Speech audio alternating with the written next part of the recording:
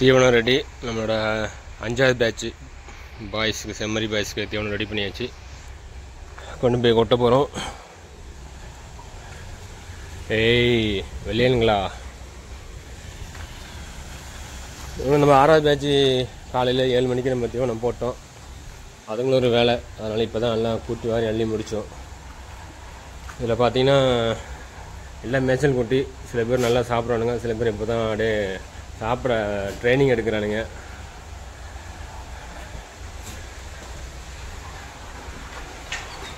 ஏய் என்ன பண்ணுற? இவனுக்கு தான் பார்த்தீங்கன்னா நம்மளோட 5வது பேட்ச் குட்டிங்க. இந்த குட்டி வளர்க்குறதுக்கு நான் ரொம்ப சிரமப்பட்டேன். இதில் ஒரு 3 குட்டி இறப்பாயிடுச்சு, 3 குட்டி போயிடுச்சு. ரொம்ப இளங்குட்டியை நம்ம எடுத்தோம், ரேட்டும் கம்மியாக கிடச்சிது.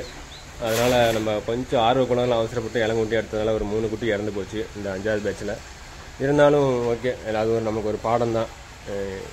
எது நடக்குதோ ஒரு நல்லதுக்குன்னு அதில் ஏதாவது நம்ம கற்றுக்குவோம். கண்டிப்பாக அது நல்லதாக இருந்தாலும் கெட்டதாக இருந்தாலும் அதில் என்ன தவறு செஞ்சோங்கிறத அடுத்த வாட்டி நம்ம செய்யக்கூடாது.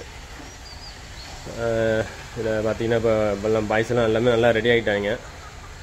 இந்த மாதம் கடைசியில் அடுத்த மாதம் இது எல்லாமே விற்பனை. கருப்பு தவிர்த்து இந்த கருப்பை வந்து நம்ம வந்து நல்லா வளர்க்கணும். நல்லா ஒரு 40-50 கிலோ கொண்டு வர மாதிரி வளர்க்கணும். கருப்பு குட்டி மட்டும்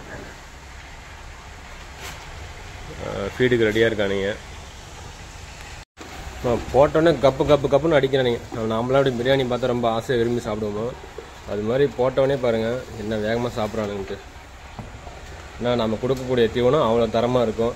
பல தானியங்கள் கலந்த பொட்டு மாதிரி பொத்து, அதாவது ஆட்டு கலப்பு தீவனம் எல்லாமே பொட்டாக தான் இருக்கும்.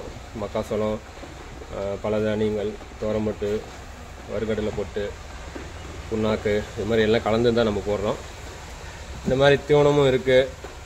ஆடு திங்கிற இந்த மாதிரி தீவன தொட்டியும் நம்ம நிறையா மாடலில் செஞ்சு கொடுத்துட்ருக்கோம். 4 அடி, 6 அடி, 8 அடி, 10 அடி அகலம் 1 அடி. அதேமாரி ஆட்டுக்கு பயன்படுத்தக்கூடிய 15 பீஸ் பைப்பு அதுவும் நம்மள்ட்ட இருக்குது. தேவைப்பட்டுச்சுன்னா வாங்கிக்கோங்க. இந்த குட்டியில் வந்து பார்த்திங்கன்னா நம்ம இடத்துக்கு வந்து தீவனம் போட்டவுடனே ஒரு 2 நாள் நல்லா கழிஞ்சிச்சு. ஏன்னா இது வந்து இந்த குட்டி எல்லாமே வந்து பார்த்திங்கன்னா முழுக்க மேய்ச்சலில் வளர்ந்த குட்டிங்க. இது எல்லாமே மொத்தம் 20 குட்டி நம்ம எடுத்தோம். எல்லாமே வந்து பார்த்திங்கன்னா லைவ் வெயிட்டு 19, 20, 21 அந்த ரேஞ்சில் தான் இருக்குது. அது கீழே கிடையாது. 19, 20, 21 எல்லாமே தரமான குட்டிங்க. நான் எடுத்ததில் இது வரைக்கும் மயிலம்பாடி தான் இதுதாங்க நல்ல ஒரு தரமான குட்டி.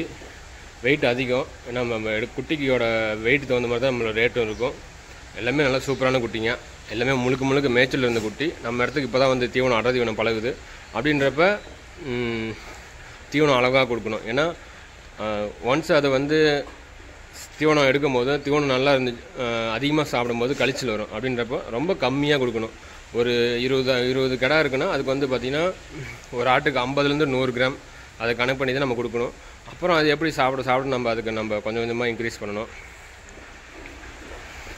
இந்த தடவையும் நான் வந்து இந்த 6வது பேட்ச் எடுக்கிறதுக்கு முன்னாடி நான் வந்து ஷெட்டு பறன்னு போட்டுடலாம் ஒரு முடிவில் இருந்தேன். குட்டி நம்ம 4வது பேட்ச் குட்டியை விற்றுட்டு பறன் போட்டு தான் குட்டி எடுக்கணும் அப்படின்னு அந்த முடிவில் தான் இருந்தேன். முடிவே மாற்றிக்கல. அப்புறம் நம்ம நண்பர் வியாபாரி ஃப்ரெண்டு வந்து குட்டி நல்லா இருக்குது வந்து பார்க்க சொன்னாங்க. குட்டியை பார்த்தோன்னே எனக்கு அப்படியே மனசு மாறிடுச்சு. அவ்வளோ சூப்பரான குட்டி. நம்ம ஷார்ட்ஸில் கூட போட்டிருந்தோம். நமக்கு தெரிஞ்ச நம்ம சப்ஸ்கிரைபர் கூட பார்த்துட்டு குட்டியில் நல்லா சூப்பராக இருக்குது அப்படின்னு சொன்னாங்க. அதனால தான் நான் சரி நல்ல குட்டி நம்ம விடக்கூடாது. இதெல்லாம் வந்து பார்த்திங்கன்னா உங்களுக்கு 100 நாள் வந்து பார்த்திங்கன்னா அசால்ட்டாக 35 கிலோவை தாண்ட வாய்ப்பு இருக்குது. 35 கிலோவுக்கு வந்துடும். ஆனால் நம்ம கொஞ்சம் நல்லா தீனி கொடுக்கணும், மருந்துலாம் நல்லா கொடுக்கணும். ஏன்னா முழுக்க மேய்ச்சல் வளர்ந்த குட்டி. கொஞ்சம் இதில் கழிச்செல்லாம் இப்போ வருது. கொஞ்சம் கொஞ்சமாக தீனி கொடுக்கணும், அதுக்கான மருந்து இல்லாமல் கொடுக்கணும், வேக்சின் போடணும். குட்டி எல்லாமே சூப்பரான குட்டிங்க. இந்த ஃபைபரு, அந்த தண்ணி ஊற்றுற அந்த டப்பா, இது உங்களுக்கு தேவைப்படுச்சுன்னு சொல்லுங்கள். ஏன்னா இதில் வந்து தண்ணி ஊற்றினா அது பாட்டு கம்முன்னு வந்து சாப்பிட்டுக்கும், உங்களுக்கு தள்ளி விடாது. இதுவும் நம்மள்ட்ட இருக்குது. தேவைப்படுச்சுன்னா நீங்கள் வாங்கிக்கலாம். இப்போ பார்த்தீங்க இந்த இதிலெல்லாம் நம்ம மாற்றியாச்சு. என்னென்னா இதில் வந்து பார்த்திங்கன்னா உங்களுக்கு கெடா குட்டி வந்து பார்த்திங்கன்னா 1, 2, 3, 4 கெடா குட்டி இதில் இருக்குது. இது எல்லாமே வந்து பொட்டை குட்டிங்க. இதுலேருந்து ஒரு 3 குட்டிங்க நம்ம போன வாரத்தில் நம்ம விற்பனை செஞ்சாச்சு. கிலோ 410 ரூபாய்க்குன்னு.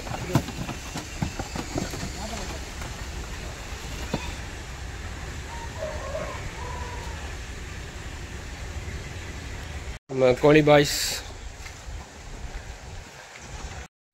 இது எல்லாமே வந்து பார்த்திங்கன்னா ஒரிஜினல் பெருவிடை சேவல் மட்டும் கிடைக்குமா, வெளியே வாங்க முடியுமா? இதில் 5 சேவல் இருக்குது. ஆனால் எனக்கு கிடச்சிது, எனக்கு அந்த நண்பர் கொடுத்தாரு. திறந்து விட்டால் வெளியே ஓடிடுவானுங்க. இது எல்லாமே வந்து பார்த்திங்கன்னா பெருவிடை சேவலுங்க.